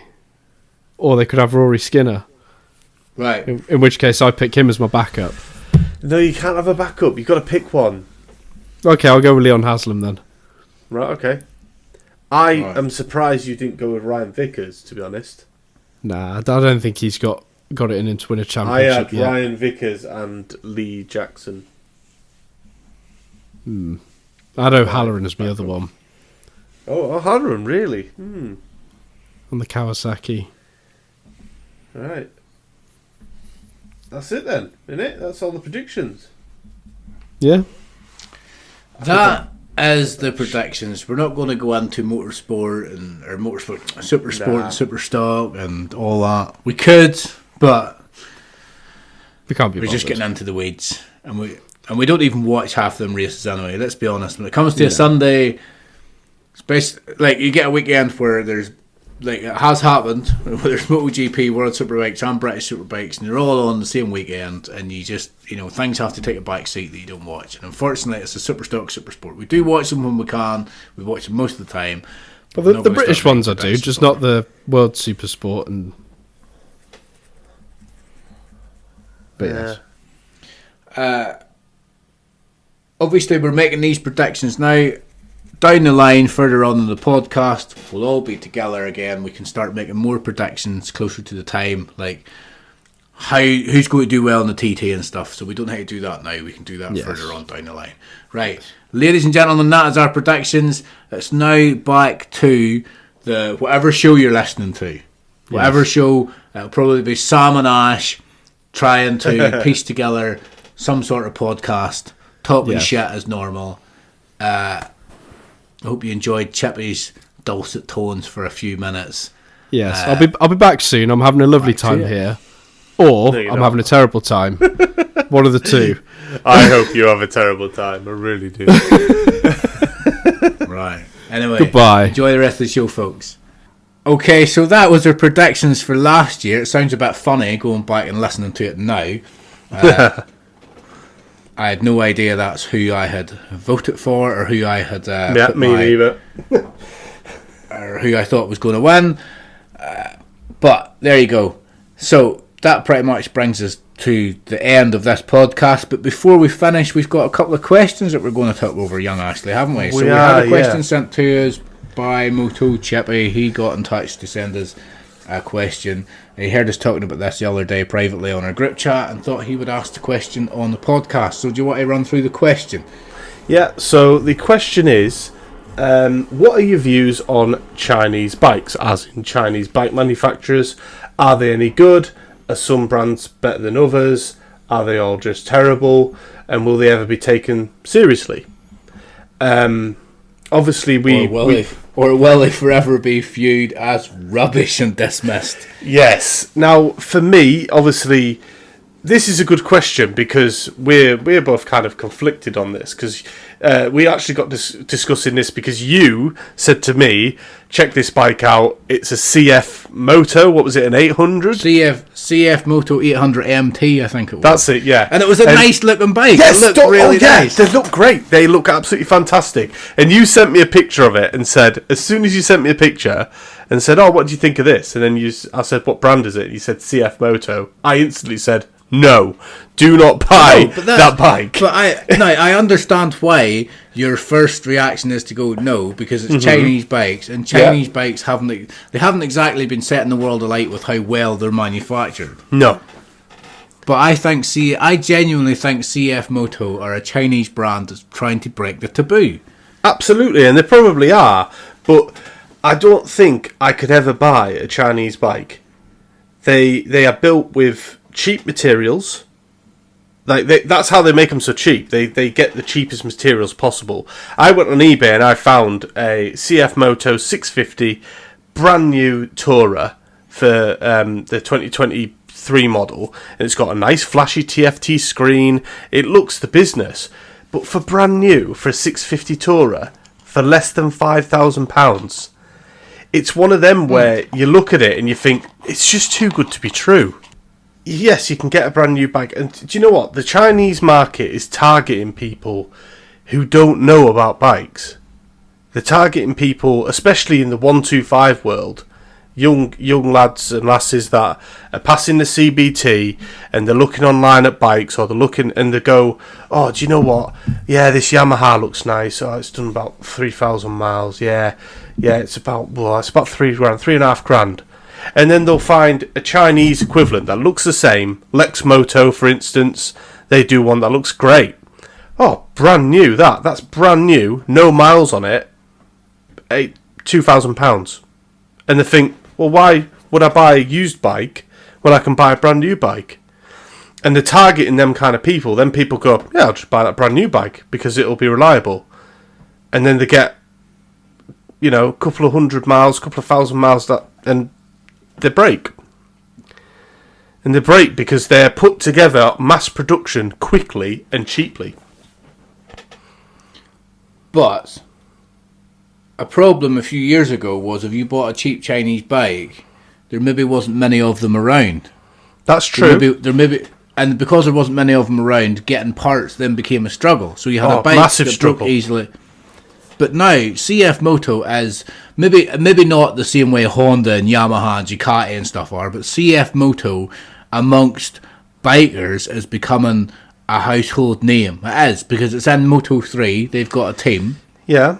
You go into some KTM garages or KTM garages sales, and they've got CF Motos on display. Yeah. There's more and more of them in the country. So if you buy this bike and it does break, you've then got parts to go and get. You don't have to worry about. Did you have a look at what the price was for that 800? It was about $9,000. $9,000. Yeah. Wow. That's a lot. That is a lot. You could buy a Japanese bike for roughly around the same price, if not maybe a little bit more. Yeah, a little bit more. Yeah. Yeah, but what got my attention, and it wasn't the guy in the sales room that told me this, because he told me about the electronics. But what got my attention with CF Moto is their connection with KTM, because they make. I don't know if it's all the engines, but they make engines for some of KTM's Asian market. They do. And I've actually looked into this more in depth because I was a little bit annoyed by this information because I didn't know this. I thought that, something you don't know. Yes, and I was really annoyed about it because I thought, well, all KTM stuff is made in Austria. That's how I've always known KTM. Well, as their Asian market, so it's obviously cheaper for them to have an Asian manufacturer make them. I found that the KTM Duke 390 and the KTM RC 390, they are both manufactured in China. Yeah, and I test rode an RC 390 and I loved it. So this is my point. If KTM are using engines manufactured in the same place as CF Moto, surely the engines have to be fairly decent. Now, I went into a KTM shop the other day because it was close to a course I went on for work. And there was a KTM shop, so of course I was going to go in there and have a look around. But I walked in there and I said to him about, they make CF Moto engines or KTM, and he was like, yeah, they make it for their Asian market. And I was like, yeah, I read about that. And he said, electronics, I don't know if it's all of them, but he says, electronics in a CF Moto is the same electronics and made in the same factory as what BMW have in some of their bikes. So you've got the engines that are being trusted by KTM, and you've got the electronics that are being trusted by BMW, and you put them all together, and you possibly just have a Chinese manufacturer who is actually making a decent bike. So you've just told us that KTM make this engine for the Asian market. So for the CF Moto, this particular bike. Well, CF Moto make KTM engines for the Asian market. Yeah, okay. And it's got BMW electronics in it, probably. Partly, right? Yeah. Well, BMW use some of the... Yeah. I don't know if it's BMW electronics or who, but they use the if it's that good, why don't you want one? Because I don't want to buy a new bike. I want to buy second hand. Let's just say it's a second hand. Will you be looking at CF Moto second hand market? If let's say, for example, I'm looking at just today I was kind of looking through and I saw a few bikes I was looking at, and one of them was a Triumph 700. Okay, which is that the Tiger? Yeah, Tiger 700. Yes. Right. Okay. It was coming in about just around $3,000. Okay. If I was looking for a bike that size, that similar engine, and there was a CF Moto and it was coming in about $1,200. Yeah, I'd maybe buy it for £1,200. Yeah, but you're not going to get it for £1,200, are you? Well, then I'll not buy it.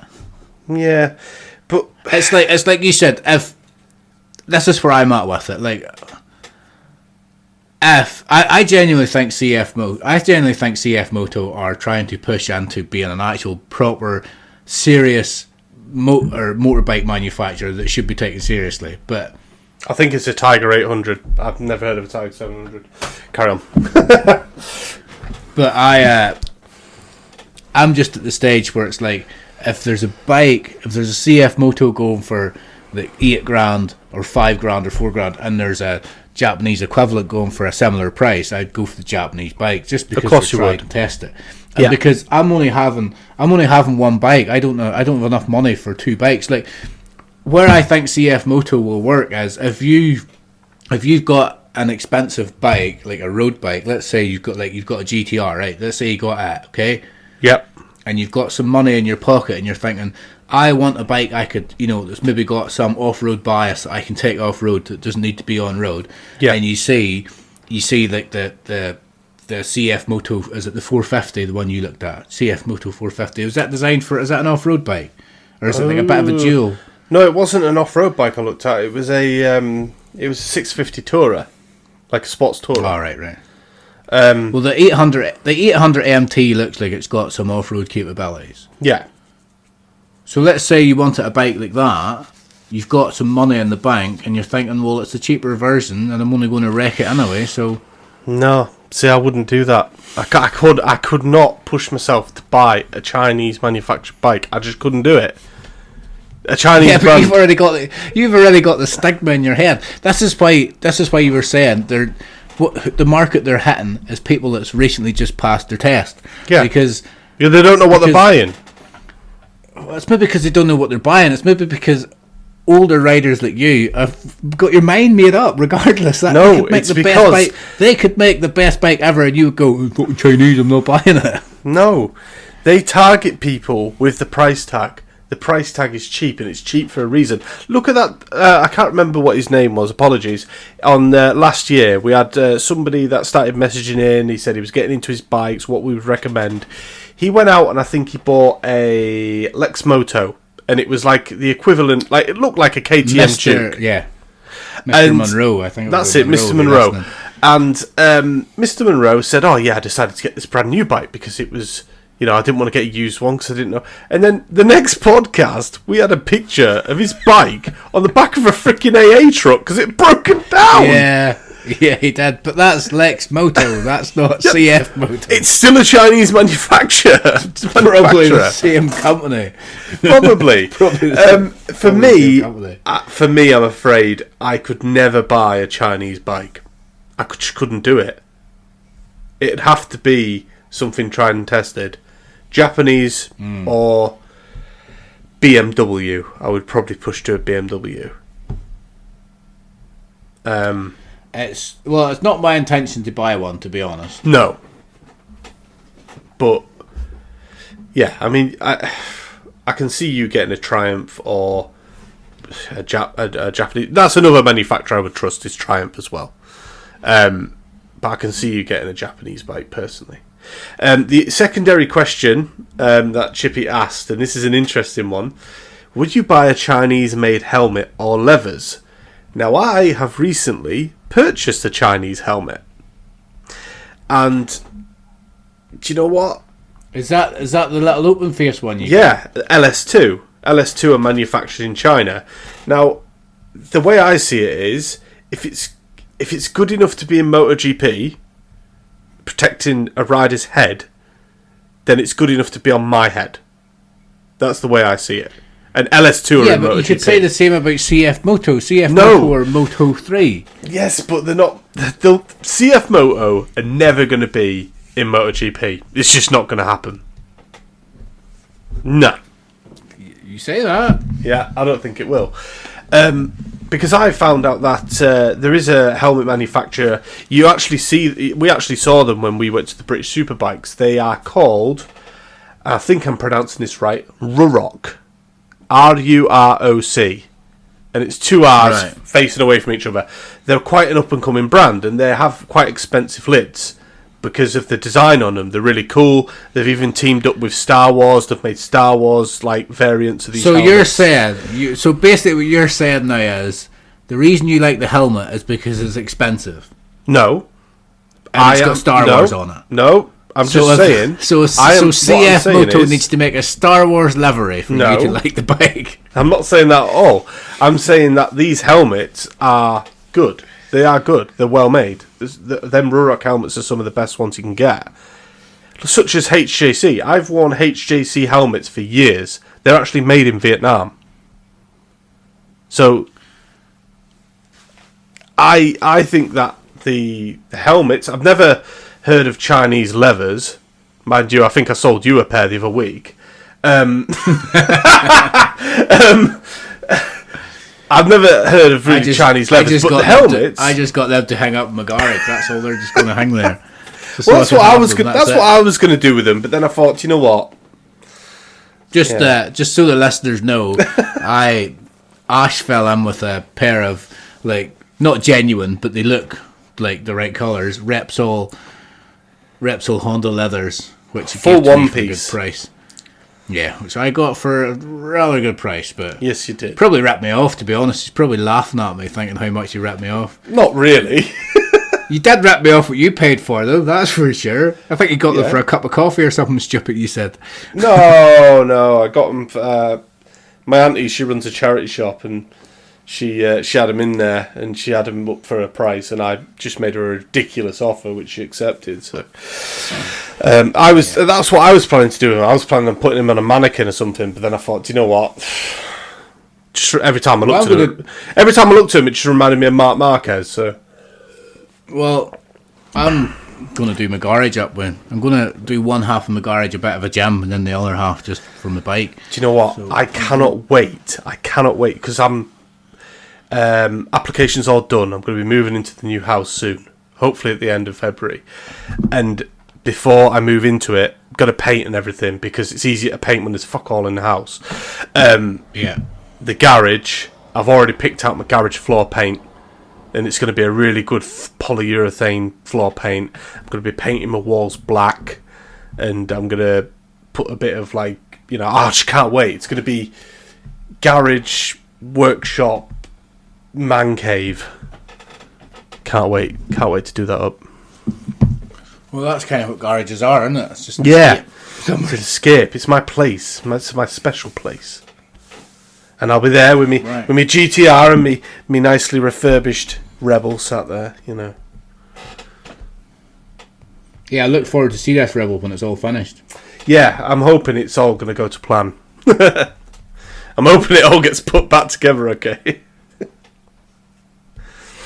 So I suppose that finishes off the questions, and the verdict of that is Sam is sort of like he's pro Chinese bike manufacturers. Me, I wish they all burnt and they just didn't exist. But there you go. I'm in the mindset. I think CF Moto are trying to do it right, and I think they will have. So how come we not? Just before we finish, why are you not mentioning any other Chinese bike manufacturers? Only just CF Moto. Because they're the only ones I see in shops. They're the only ones, and they're in, like I say, they're in the MotoGP paddock. They're in. Right. I'm sure if you go through all Japanese manufacturers and British manufacturers and Italian manufacturers and American manufacturers, there's loads of little obscure bike makers who are crap. Benelli was originally Italian. They're now a Chinese company. All manufactured in China. Let us know what you think. Send us your feedback. If you think CF Moto are just a flash in the pan that's going to disappear with the rest of Chinese bikes, or do you think they're a serious manufacturer that needs to be taken seriously and do or will produce good bikes? Let us. If you've ridden one, let us know. Get in touch. Or anything we've talked about, or if you just want to share with us some random little story, that's fine. You can send us an email at podcast@bigbadbs.co.uk. Like I said, you can comment to us on YouTube. It's the Big Bad Bike Show. You can follow us on Twitter at the Big Bad BS. Instagram is the Big Bad Bike Show. We never use it. And Facebook is the Big Bad Bike Show. And we've got a Facebook group called the Big Bad BS. I'm the Big Bad Biker on Instagram as the Big Bad Biker and Twitter as the Big Bad Biker. And Ash, you're on Instagram as the Up The North Up Biker. North Biker.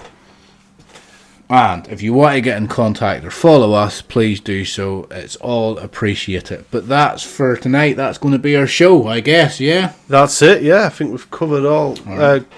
Crossed all the T's and dotted the lowercase J's. Lowercase J's. Right, that's it, folks. So all to say is just keep on enjoying the ride, and we'll see you next week. City.